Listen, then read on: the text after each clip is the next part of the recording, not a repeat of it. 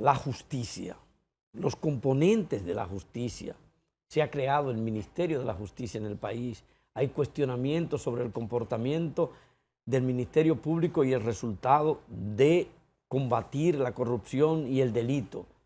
Hay cuestionamiento acerca de los tribunales, cada vez menos, porque hay un avance sin lugar a dudas. Y también en lo que tiene que ver con las altas cortes, su composición y los organismos que dan lugar a la escogencia de los jueces. Belkis Castillo. Gracias, Salvador. Un placer tenerles por acá. Gracias. Salvador pronunció en su presentación, que nadie le puede caer atrás a él, algo que considero clave. ¿Qué está pasando con la justicia? Y ahí voy entonces. ¿Qué está pasando con la justicia al día de hoy? Considero que esto es clave para el desarrollo del tema, del cual se derivan varios temas.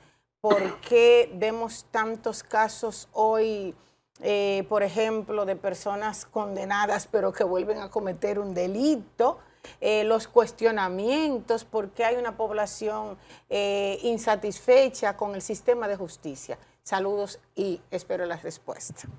Bueno, muchísimas gracias por lo que a mí me corresponde, por estar junto con ustedes y mi hermano. Y yo quisiera que él comenzara a hablar, porque quizá yo voy a ser muy ríspido y no quiero al comenzar demasiado rápido con ustedes en ese aspecto. Fíjate, debería iniciar diciendo que a mediados de los años 90 del siglo pasado se hizo la misma pregunta ante la opinión pública y se reflexionó y supuestamente se determinó que el modelo de escogencia de los magistrados era equivocado. Teníamos una justicia, una administración de justicia senatorial. Cada senador en cada provincia era quien escogía los magistrados jueces de su provincia, de la provincia que él representaba. Se dijo que esa era una justicia política, que era una justicia corrupta. Se dijo de todo. Entonces se inició un proceso de modernización de la justicia. Y ese proceso concluyó en que de una justicia democrática horizontal en manos de los senadores pasamos a un modelo de administración de justicia concentrado en el Consejo Nacional de la Magistratura. Y a partir de entonces vino un reparto, o el modelo de justicia de reparto, en que los partidos políticos principales se repartían los jueces de la Suprema Corte y luego ese mismo procedimiento bajaba hasta el juzgado de paz. Ese modelo operó hasta que llegó el llamado sistema de cuota, que lo podríamos ubicar con Danilo Medina y particularmente en 2019, cuando Danilo decidió incorporar a la sociedad civil al reparto. Entonces se hacían cuotas que estaban los partidos principales y cierta sociedad civil, no la sociedad civil, sino cierta sociedad civil. Y ahora con Luis Abinader tenemos que hemos pasado a una justicia de cuota concentrada. Es decir, de buenas a primeras, Luis ha entendido que él tiene mayoría en todas las áreas de poder y que él decide quiénes tienen derecho a estar en la magistratura y quiénes no. Hasta ahí hemos llegado. Dicho de otra manera, el sistema de reparto que funcionó mejor ha colapsado bajo el gobierno del PRM. y entonces se puede hablar de que estamos en un franco retroceso si vemos como una evolución positiva lo que comenzó en el año 97. Entonces, ¿por qué no han funcionado esos dos modelos asumidos del 97? En primer lugar, se habló de que se pretendía independizar a la Administración de Justicia. Y creo que el magistrado Subero Isa hizo una buena labor en ese sentido. Pero luego, al entrar Mariano Germán, evidentemente que hubo cierto componente político, que mucha gente llamó el blindaje. Entonces, luego de ese blindaje, parece que lo que sucedieron en el 19 han entendido que sí, que el blindaje es bueno, se blindaron en el 19 y ahora hay lo que yo llamo un super blindaje, porque el blindaje operado hasta el 19, perdón, hasta el 24, era un blindaje que abarcaba todo, solo la Administración Judicial de Justicia y no abarcó, por ejemplo, el Tribunal Constitucional, que se le dio otro matiz, otra forma. Pero ya en el 24 tenemos el que el Tribunal Constitucional también ha sido involucrado en este esquema. Y entonces, por lo que hemos visto hasta ahora en la última sesión del Consejo Nacional de la Magistratura, ese modelo se ha acentuado. Porque no hay motivo ni lo habrá para explicar por qué sacaron esos 3 jueces. No sé qué opina Marino de eso. Bueno, quizá yo me voy un poquito más atrás.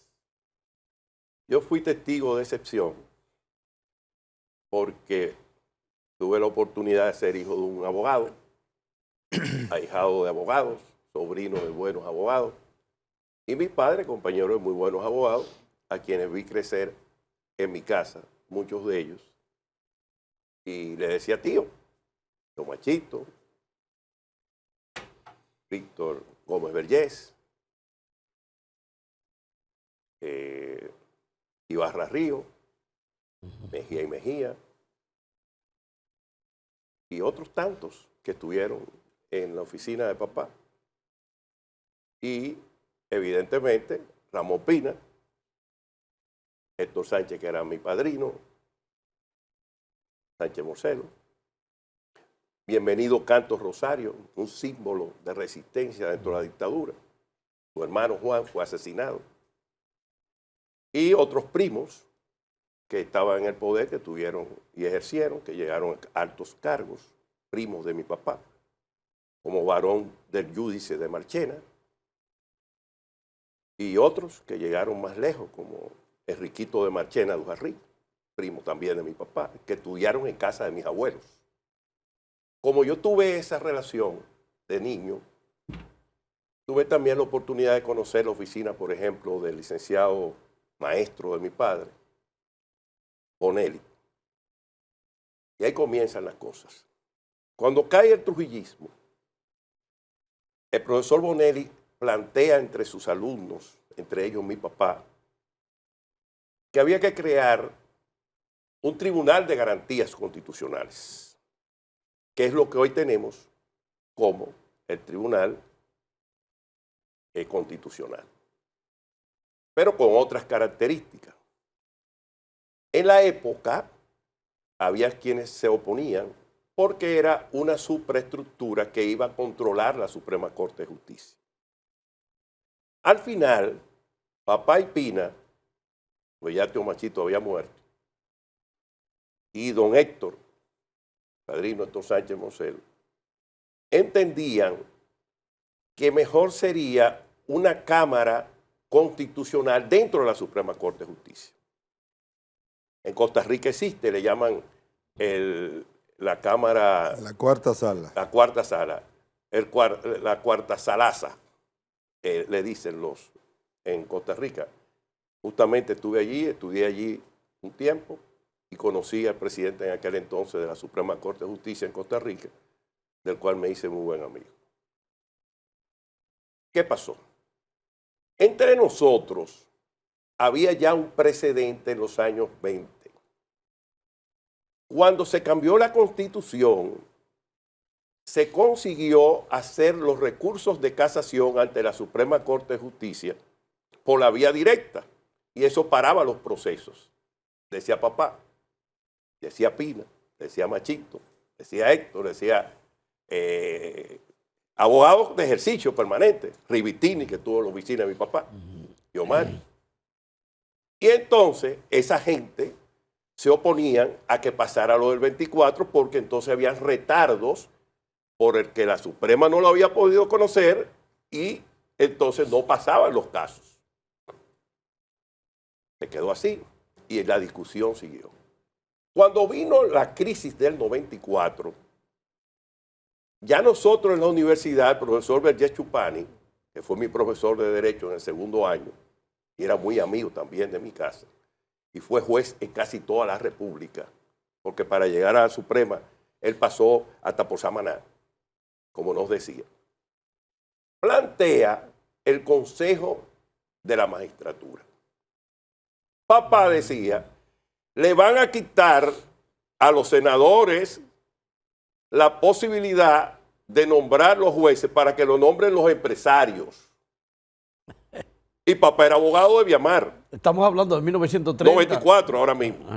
Cuando la crisis. Cuando la crisis. Sí. Dice papá, le van a quitar eso para hacerlo empresarios. Usted está loco. La generación de ustedes no sabe lo que va a hacer.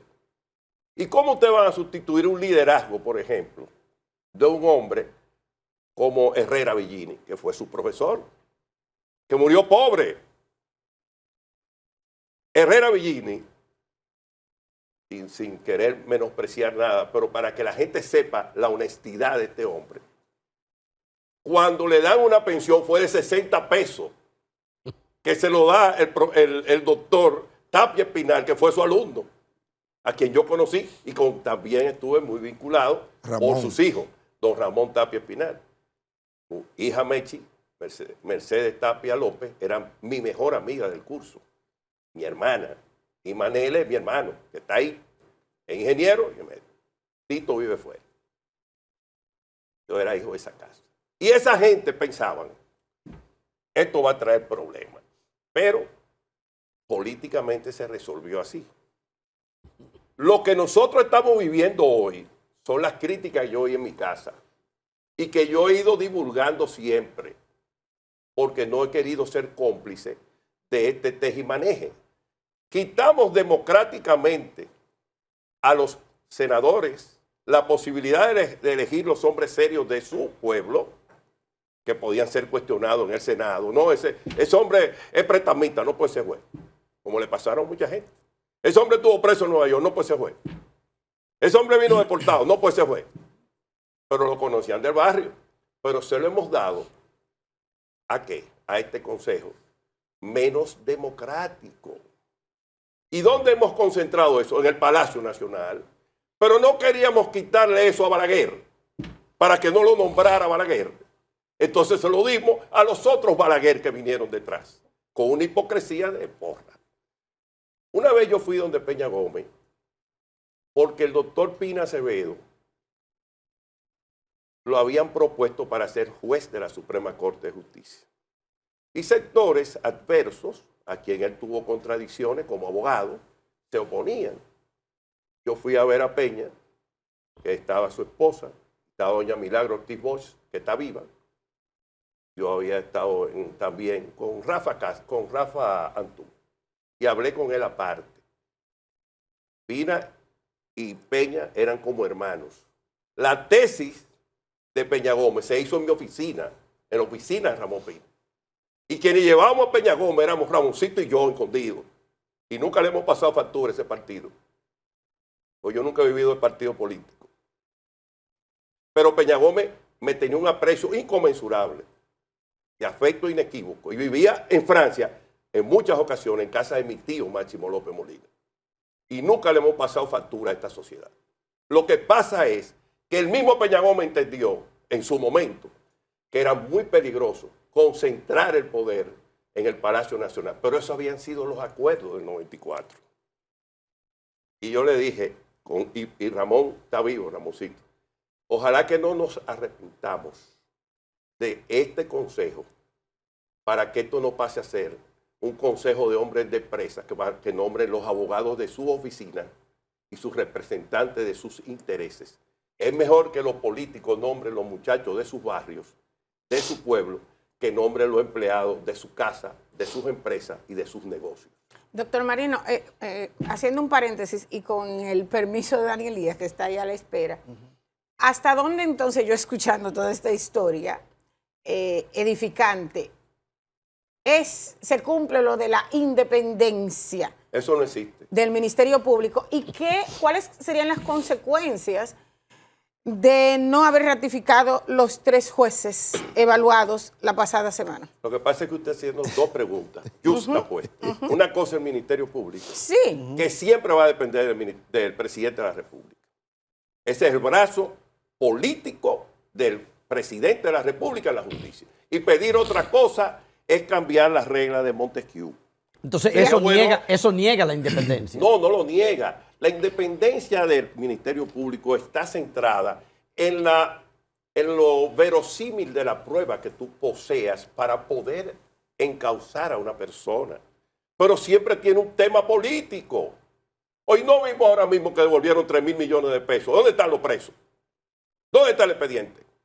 Y no vimos ahora mismo que en uno de los puertos de aquí aparecieron 2.000 kilos de cocaína. ¿Dónde está el expediente? No, toneladas, ahora son toneladas. Toneladas. ¿Dónde está el expediente? Y no vemos ahora mismo que hay un tipo aquí que vive ahí en La Romana, que lo están procurando de Curazao por un sistema Ponzi que tiene a través de una serie de bancos. ¿Y a dónde está el expediente? No lo han mandado a buscar. Y lo está procurando el Procurador General de Curazao. Entonces, yo, ¿sabe paso? Me siento ligado a ellos porque mis abuelos vienen de ahí. Entonces no hay tal independencia. No. Y con el tema de las consecuencias que pudiera tener, ¿cómo repercute el no haber? O sea, puede llegar un momento en que que se pase factura con esto, Pero que se note que no debió hacerse lo que se aplicó antes, hace 2 semanas. Antes de llegar ahí, tenemos que seguir con la historia para que se entienda. Sí, que me ha encantado. En el siglo XIX, la justicia dominicana era la más excelsa de las profesiones, la de abogado, y la culminación de la carrera de un abogado era ser juez. O sea, después que se pasaba de estudiante, leguleyo, principiante, abogado, jurista, jurisconsulto, el último, la corona, era llegar a ser juez. Claro. Oye, qué distinción era la de ser juez. La cima. Todo el siglo XIX e inicio del siglo XX, dirigido todo por Eugenio María de Hostos, que jugó un rol importantísimo en ese proceso. Ahora, cuando llega el 30, resulta que ciertamente Trujillo y algunos de sus hermanos tenían problemas, expedientes judiciales. Manuel Justino Castillo, que había sido procurador y era presidente de la Suprema Corte de Justicia, no voy a decir mi parentesco con relación a eso porque no lo voy a ganar a Marino, pero No, es un pero familiar. lo que pasa es... un tío abuelo. Pero espérate, tú eres Espérate. sobrino de mi tío Chichi Castillo, compañero de estudio de mi papá, Ok. que vivía en la calle Tomás de la Concha, casi esquina Benito González. Yo estoy de aquí. Entonces, Trujillo se reúne, acabado de comenzar su gobierno, con Manuel Justino del Castillo, presidente de la Suprema, y le dice que él había llegado al Poder Ejecutivo y que esos expedientes debían desaparecer de la justicia. Manuel Justino Castillo le dijo que no podía intervenir en los procesos, que eso tenía que coger su curso normal. Al poco tiempo, la Suprema Corte de Justicia apareció incendiada. Que quemaron el expediente. Quemaron el expediente. Entonces, Aquí hay oficinas, aquí hay, perdona que te interrumpa, aquí hay juzgados de paz que lo han quemado. Ese juzgado de paz que está en la calle Barahona, esquina Abreu, lo han quemado más de 3 veces los archivos, para que no hayan ciertos antecedentes de uno honorable que hay aquí en este país, que se le dan de estúpido y creen que uno es un idiota y no vivió en esta sociedad. Déjame seguir, Marino. Entonces, ya en el 40, en los años 40, Trujillo consigue crear un modelo propio de justicia, el modelo trujillista, Claro. que no fue más que una imitación del modelo francés. Él mandó a figuras destacadas a ver cómo operaba el modelo francés y lo calcó en Dominicana, traducido al español, como ya había hecho Lili con los códigos en 1844. Se crea una élite todavía más potente de jurisconsultos en el país, que a mi juicio, puedo entrar en conflicto con eso, Manuel Arturo Peñavalle fue lo mejor de esa época, el más acabado, aunque hay gente que tiene otro criterio, pero para mí es Manuel Arturo Peñavalle. Eso se mantiene hasta después de la muerte de Trujillo. Y paulatinamente viene lo del 65, vienen los 12 años de Balaguer. Paulatinamente la justicia se va resquebrajando, pero no así el prestigio de los juristas, de los jurisconsultos, de los abogados. Con esto quiero decir que el sostén principal, y así está en la ley de organización judicial, son los auxiliares de la justicia. Y dentro de esos auxiliares, los abogados tenemos un rol primordial, histórico, comprobado en la sociedad dominicana. Miren, yo escuchándolos luego de ese primer bloque al señor David y Marino, ya estoy seguro que son unos espectadores y partícipes de lo que ha sido la historia del derecho en República Dominicana. Ahora bien, en ese sentido, con la situación actual del derecho, ¿qué usted entiende que se necesita? Porque siento que tenemos un sistema de penas que está promoviendo un tema de estafas, un tema de violaciones de las leyes, porque hay una carencia legal realmente. Entonces vemos casos como los que está llevando la Procuraduría, que luego de medidas de coerción terminan cayéndose los casos y no se llega a un juicio, a una sentencia adecuada. ¿Dónde ha fallado el sistema? Bueno, lo que pasa desde mi punto de vista es que tenemos un feudalismo judicial. Y lo voy a desarrollar de esta manera, como si estuviera en estrado. A la caída del Imperio Romano, siglo V, pero fundamentalmente del siglo IX hasta el XV, se crearon una serie de privilegios en la humanidad. Y por eso quiero comparar ese aspecto con los privilegios irritantes que ahora existen en la justicia. Por ejemplo, me voy a meter hondo, voy a entrar profundo. Esta ley que nosotros tenemos, la 138-11 del año 2011, dice en uno de sus considerandos, a igual que más adelante en el artículo específico de la elección de los jueces de la Suprema Corte de Justicia, que pueden ser elegidos por 7 años. Es un punto importante. El presidente de la República es elegido por 4 años. Para reelegirse tiene que 4 años más, pero elección popular. Pero el feudalismo judicial elige a sus consortes, a sus privilegiados, por 7 años y 7 años más. La elección, por ejemplo, del gran abogado y muy buen juez, Subero Isa, 14 años en la justicia, fue un error garrafal del sistema. Porque entaponó la posibilidad de que esto y yo llegáramos a la Suprema Corte de Justicia.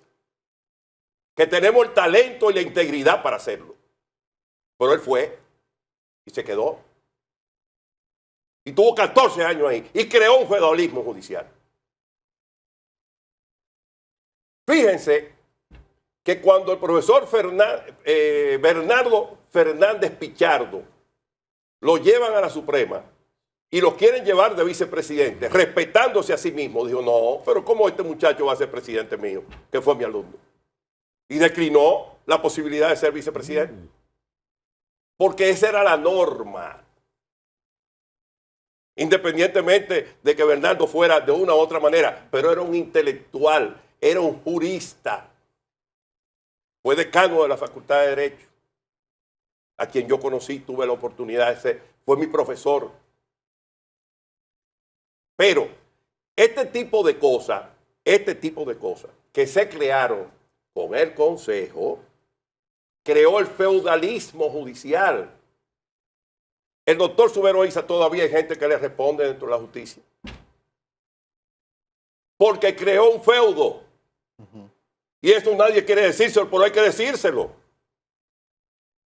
Y todo el que se queda ahí 20 años, crean feudo. ¿Qué usted hace 20 años en la justicia de fiscal? Fracasado. Han mejorado el sistema judicial, los que están en el aspecto penal. Esto es un fracaso, la gente no cree en esto.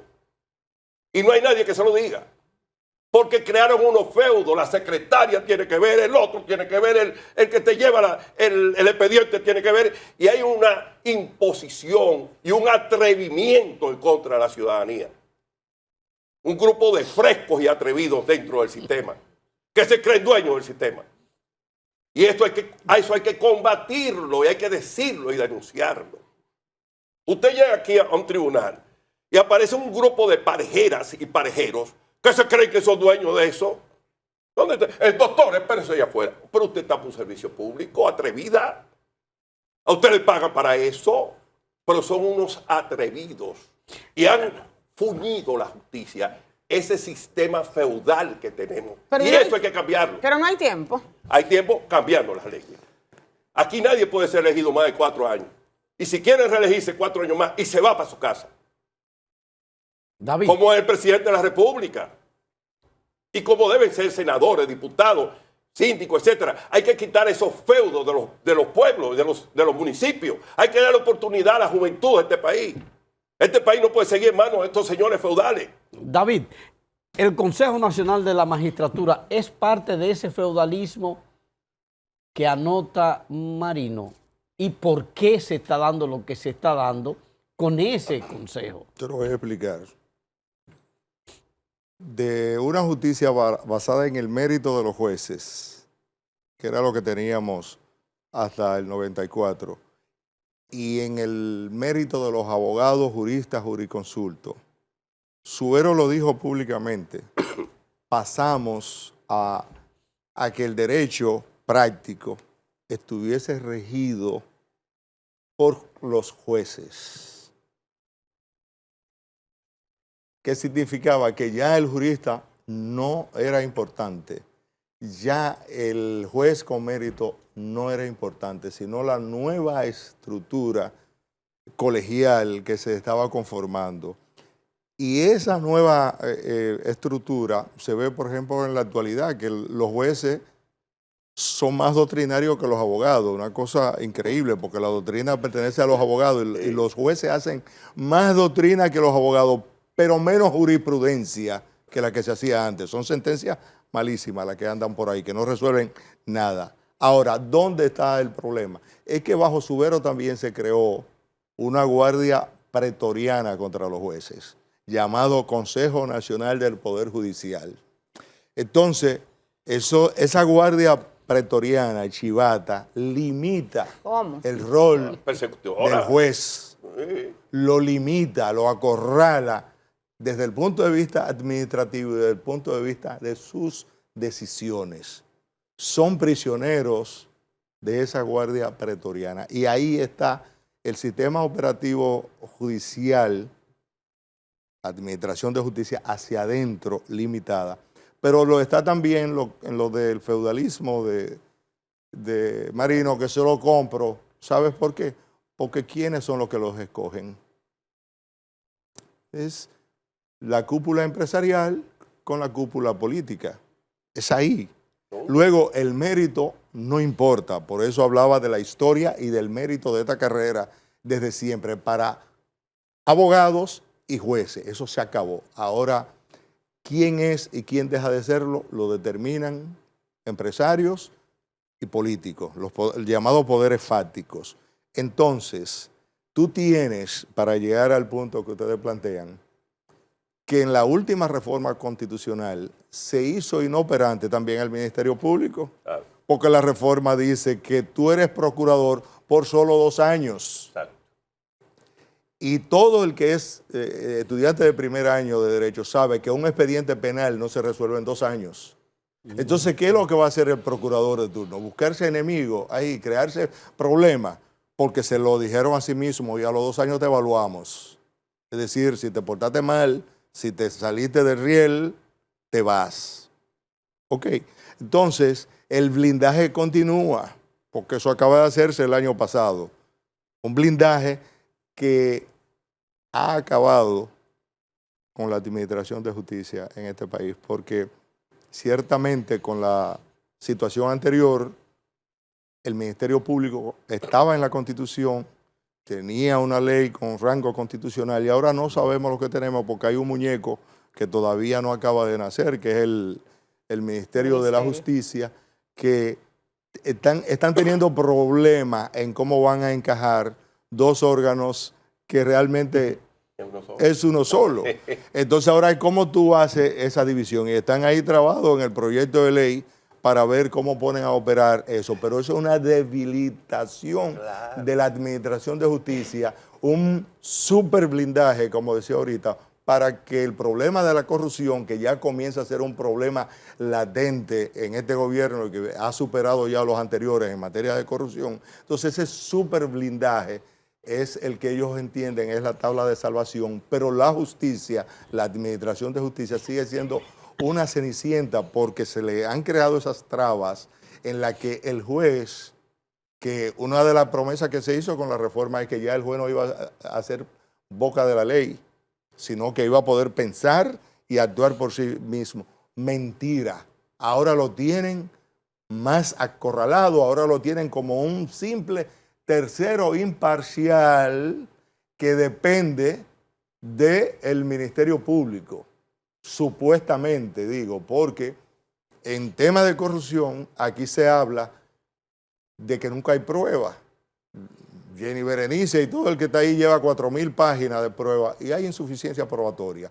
Y resulta que el 146 de la Constitución dice que en materia de corrupción existe la inversión de la carga probatoria y eso ha sido así históricamente en República Dominicana. Claro. Eso no es nada nuevo. Eso se puso en el 146, pero ha estado siempre. Ahora, ¿quién le pone el cascabel al gato? Y menos ahora, en donde tú tienes una reforma que te dice tú tienes 2 años para yo vigilar tu comportamiento. David. Entonces, es la política la que ha permeado e impedido que el Poder Judicial, que es un problema que desde Estados Unidos, de la Fundación de Estados Unidos, deje de ser la cenicienta de los poderes públicos. Se dio en Estados Unidos y aquí continúa siendo un grave problema. Pregunta, porque eso de los 2 años, como usted establece, básicamente un tipo de seguro político que lo está blindando a ellos. Claro, un súper blindaje. ¿Por qué se dio de esa manera? Porque, mira, yo he trabajado en el sector financiero y usualmente lo que se establece con los reguladores es que tienen que trabajar un periodo superior al periodo del presidente electo para que posterior a cualquier cambio o corrupción que se haya destapado cuando cierre el periodo, se pueda hacer un análisis y se tenga que llevar a la justicia a quien haya cometido una falla. ¿Te puedo interrumpir? Sin embargo, ahí... Te puedo interrumpir. ¿Qué pasó? Pero tú no viste aquí, joven, sí, a quien yo admiro y siempre veo aquí en tu programa, que aquí la Cámara de Cuentas fue intervenida por la Procuraduría General de la República y se llevaron todos los papeles y no ha habido ni siquiera una explicación jurídica sobre eso. Es que el feudalismo judicial permite esas intervenciones. Es que tenemos que acabar con ese feudalismo judicial en este sentido, porque la gente me va a decir, bueno, ¿por qué es que tú hablas tanto de feudalismo? Porque aquí hay una serie de nobles, aquí hay una serie de príncipes, aquí hay una serie de reyes que no se les puede tocar ni con el pétalo de una rosa. Y esos privilegios irritantes son los que crearon aquel discurso que dio el profesor presidente de la Suprema Corte de Justicia, Hipólito Herrera Villini, que invito a quienes nos están escuchando que lo busquen, en el 1958, cuando dijo, en la dictadura, la justicia está totalmente dependiente de intrigas familiares. La justicia totalmente dependiente de algunas quejas históricas de familia que se vengan dentro de la justicia. Y lo dijo delante del jefe. Para cerrar, Marino. Búsquenlo. Para cerrar, Marino y David. Entonces, estamos empantanados y no hay posibilidad de que se pueda hacer justicia en el país. Brevemente, para cerrar. Hay que hacer la crítica sana y hay que criticar el por qué está sucediendo. ¿Por qué tenemos, por ejemplo, eso que le hicieron a esta joven en la Suprema Corte de Justicia? Porque el feudalismo judicial decidió sacarla. David. Fíjate, nosotros estamos abocados a que el próximo gobierno se embarque en una reforma constitucional. Digo esto porque el presente ya hizo lo que entendía que debía hacer. Entonces, eso del Ministerio Público no puede ser. Tenemos el ejemplo del defensor del pueblo, 7 años, los jueces de la Suprema, 7 años. Entonces, 2 al Ministerio Público. Pero, caballero, ¿bajo qué base técnica usted determina eso? Eso no va a funcionar y por ahí tenemos un problema. Entonces, debemos de tratar de resolverlo por esa vía. El Consejo de la Magistratura, la incorporación del presidente del Tribunal Constitucional también no debe ser, porque se supone que el Tribunal Constitucional está por encima de todo el sistema judicial. Entonces no puede ser juez y parte. Tiene que estar fuera de ahí. Eso, así como se consideró error que estuviese el procurador, este es un error mayor que ha cometido el presidente. Lo otro es que si no podemos hacerlo de esa manera, tenemos que experimentar como están haciendo los mexicanos e ir entonces a votación. A votación y a que los jueces entonces sean escogidos en condados por su zona geográfica, que sería un sistema muy parecido al que tuvimos con los senadores, que no se ha evaluado correctamente ese modelo, pero no es que fue tan malo como se dice. Claro. Lo que no tuvo fue recursos. Tareas pendientes en la justicia dominicana. Gracias a Marino El Sevif y a David Davos. Hasta la próxima. Buen feliz resto del día.